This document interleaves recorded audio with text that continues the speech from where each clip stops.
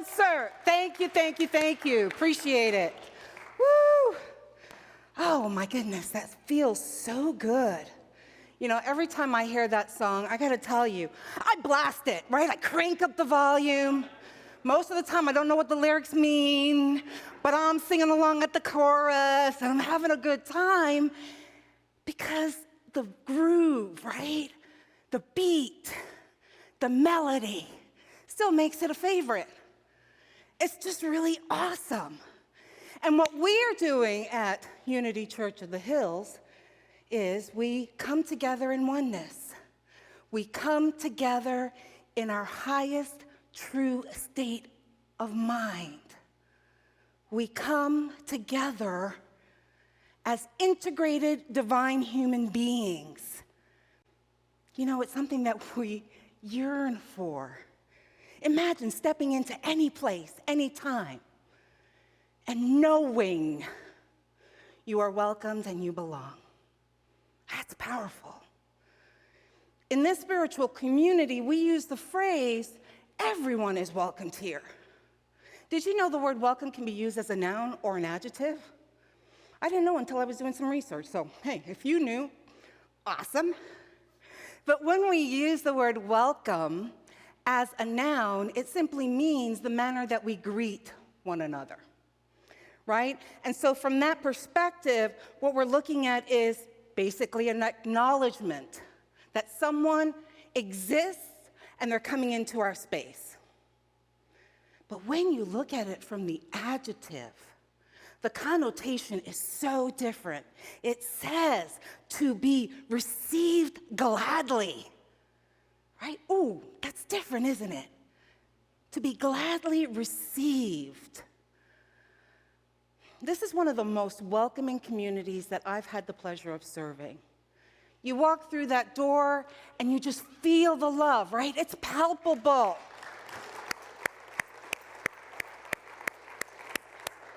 That's you. That's you. That's all of us that creates that. So when I'm talking about welcome, please hear I'm not questioning UCOH as a welcoming community. You already are, and you know that you are.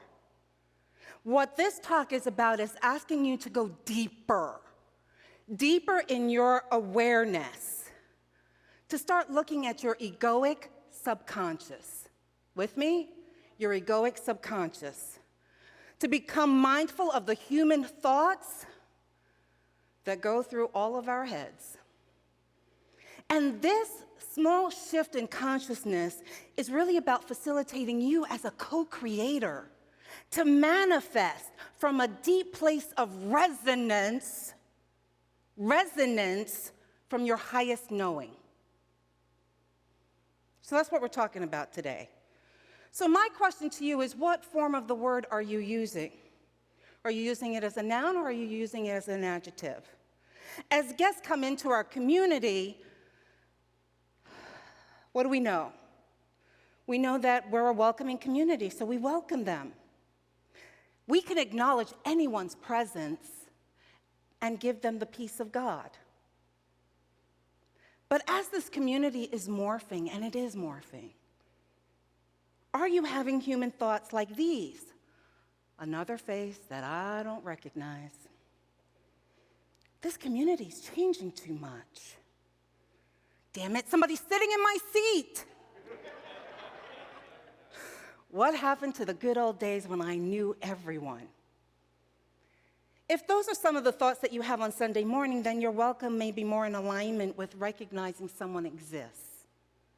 And we are energetic beings, whether we want to admit it or not, we are. And our subconscious can read the energy and differentiate between being truly wanted and being tolerated. Do you remember back in the day before smartphones? Yes, I'm old enough, yes. I remember the first cell phones, those big bricks. I was in New York City, in Manhattan, working, and it was like, wow, look at those executives. Yeah. We weren't in constant contact with someone or something all the time. So if we had a guest in our home, it was a big deal. We looked forward to it. And maybe your household was similar to mine in that we cleaned the house, we made it look presentable, right? We broke out the fine chinaware.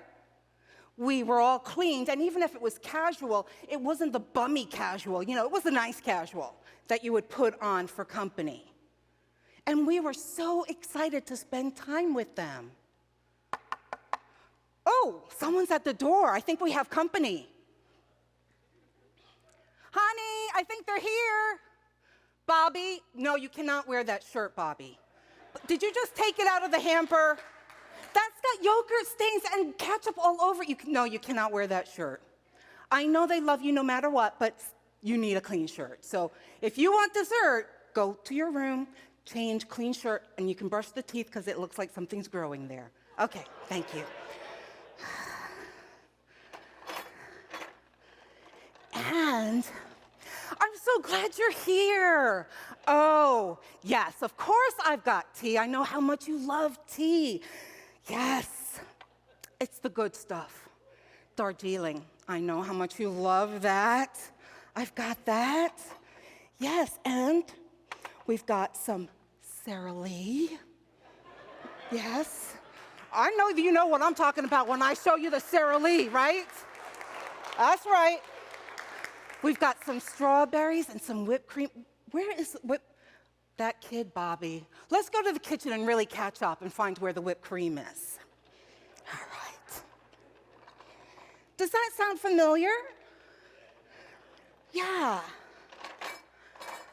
My grandmother actually has a cart exactly like that, and I grew up with that, like you would put on the dog, right? And the goal was that we made them feel special. That was the goal. We gave them a sense of belonging and that they mattered to us. Did you know the word belonging means close or intimate relationship? That's what it means. And so when I speak about us coming together, that's the image that I want you to hold in your mind. Each time we come into this community, not only do we confer a blessing on each other, but every person that comes in, we treat them as a favored guest. As a favored guest. Maybe just with a little less Sara Lee, but that's all right. So I'm thinking maybe instead of calling our people that come to us, instead of using the word visitors, maybe we need to start calling them our guests. Because that shifts our mindset. That we are excited that they're here, that we want to put on the dog, we want them to feel like they belong. As spiritual practitioners, when I use that term, what I'm saying is, we don't hold spiritual truth as theory.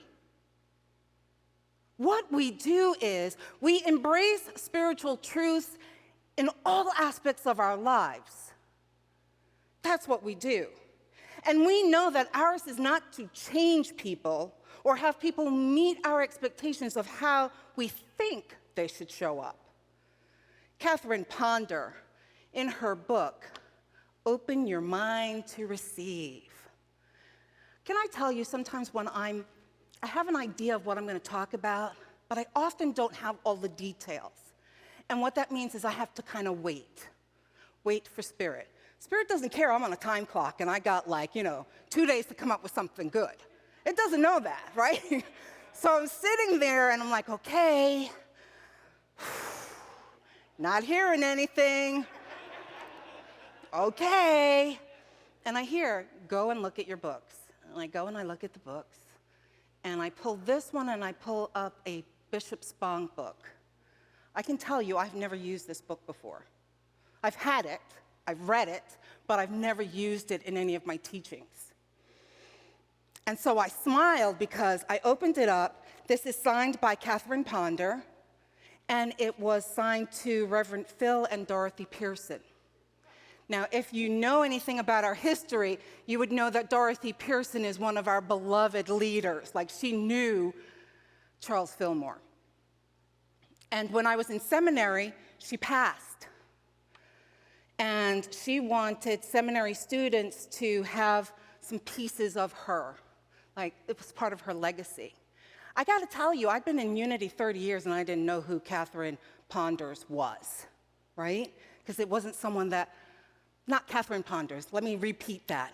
I didn't know who Dorothy Pearson was, you know? And so then I got to understand who she was. And so then I went into like one of the rooms where they had her things. And I've had these pair of earrings for decades. And there was this necklace just laying there. And I went, oh, okay, I get it. And this book came to me when Phil Pearson was leaving after his wife passed. He was moving back to California, and he was getting rid of his things. And someone snagged this book for me. So it's just like, I just wanted to share those little pieces of coincidence, not really coincidence, right? So in her book, I love that she reminds us of the power to love each other, and she writes this: instead of trying to change the people in your world, you should work to change your thoughts and feelings about those people. All the people in your world are there through the law of attraction. Either consciously or subconsciously, you have attracted them through your thoughts and feelings, either in this life or perhaps some other time. And she also suggests that each person in our lives comes together by divine appointment to learn lessons and complete emotional assignments. She suggests that we master people consciousness. People consciousness. If we believe that no one is against us and all is for us, then we have to look at those annoying people in our lives. And yes, my friends, we can say that in Unity, that some people are annoying to us. They know how to push our buttons. It's okay to acknowledge that. But then she says, and then we give thanks for them. Then we give thanks for them because they're giving gifts to us. Catherine Ponder also reminds us, first, problem people are in our lives so we may bless them. Second, problem people are in our lives so we may learn something from them. And I know this sounds easier said than done, especially from our ego, from our personality. It's not that easy. You know, as your minister, I've promised to share my spiritual journey with you and be as transparent whenever possible. And I have to tell you that when I got here, I felt so welcomed, so loved, so filled with all these gifts of kindness and graciousness towards me. And that was probably from 97% of the community. But you know, there were a few. A few that weren't really excited about my being here. And those 3%, you know, when you're on the receiving side of constructive criticism, this is how we always did it. Or you should be more, fill in the blank, or you should be less, fill in the blank. You know, it's humbling. But in her book, it's a powerful reminder to me,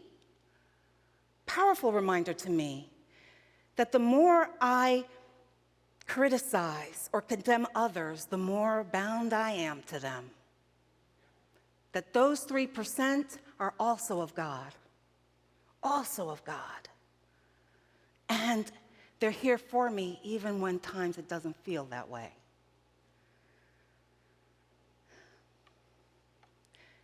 So every time that I criticize, every time I say, oh, how horrible it is because of, I'm being bound to them more. And the moment that I start to bless them, the moment that I start to confer prosperity upon them, they and the universe responds in wonderful ways. It's not horrible ways, in wonderful ways, right? More good comes to them, and perhaps they leave. Amazing things happen for me, and perhaps I just simply move out of their sphere.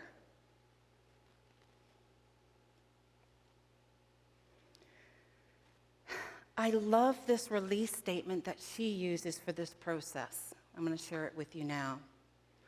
She says, I now release and am released from everything and everybody who is no longer a part of my divine plan of life. Everything and everybody who is no longer part of the divine plan of my life now releases me and finds their good elsewhere. I now expand quickly into the divine plan of my life where all conditions are perfectly met. So I'm going to invite you in this moment, if you have any of those types of people in your lives, maybe not, maybe you're living like this magical existence. I think not, but maybe.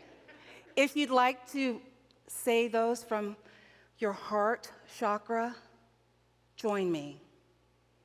I now release and am released from everything and everybody who is no longer part of a divine plan of my life. Everything and everybody who is no longer part of the divine plan of my life now releases me and finds their good elsewhere. I now expand quickly into the divine plan of my life where all conditions are perfectly met. And so it is. So it is.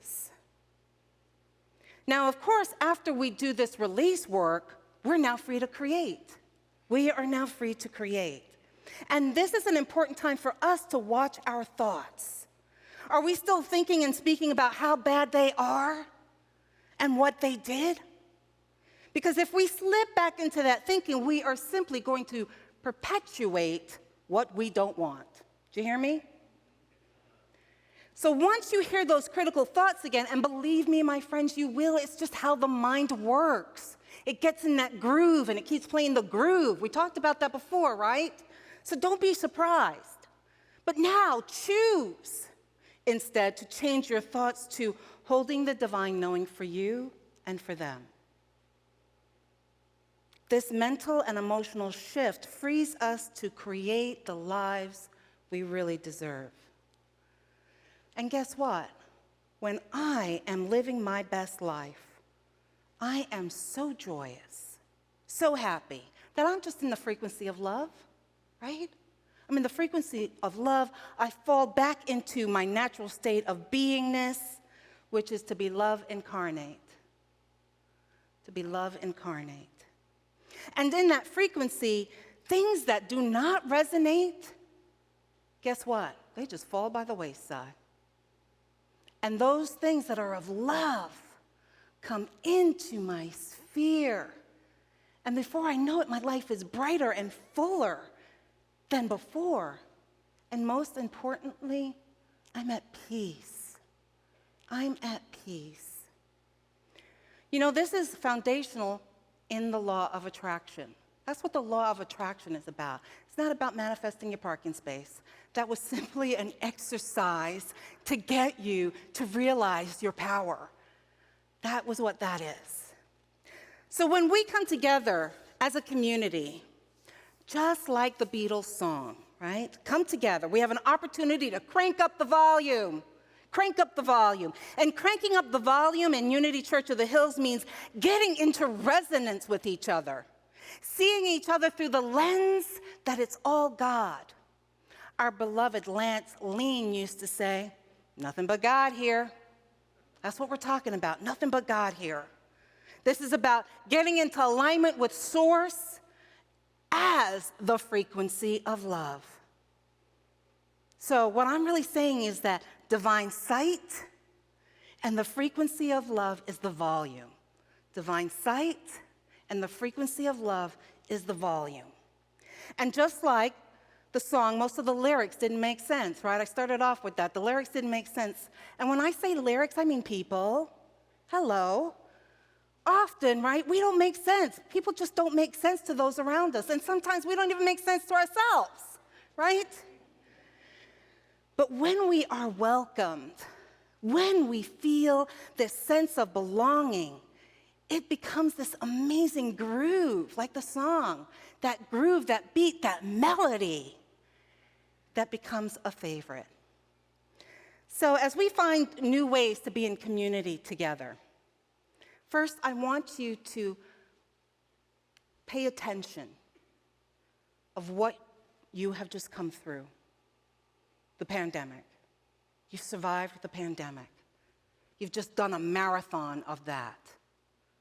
And now we're doing a mini marathon, and that's all right. But what is the gift of this? The gift is we learned that humankind, humanity, we can endure.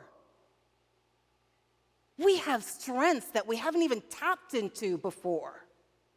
We are able to grow and change through whatever is going on in our lives. And now it's time for us as a community to come together in celebration of that, of those triumphs. That's what we're doing here. So this season, I want you to step up into your spiritual power, because we're on a new adventure, my friends. So let's come together and step up in power.